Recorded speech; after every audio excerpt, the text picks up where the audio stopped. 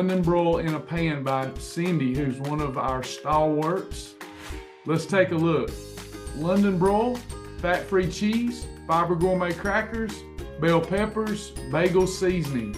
There's nothing wrong with this bad boy. I would even suggest give it more flavor because you're controlling the insulin so well, and use reduced fat Sargento cheese. It has more of like a block cheese flavor. I'd be adding some reduced fat Sargento here instead of that fat-free. But she's doing better from a weight loss standpoint by saving the calories. But me, I would go for a little more flavor and use the Sargento reduced fat. It tastes more like hump cheese. It's gonna be best eating it like it is here for weight loss.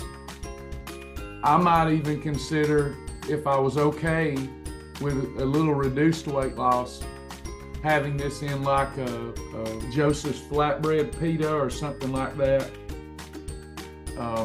You could turn that into a sandwich, so that would be good too. This recipe is pretty perfect as it is.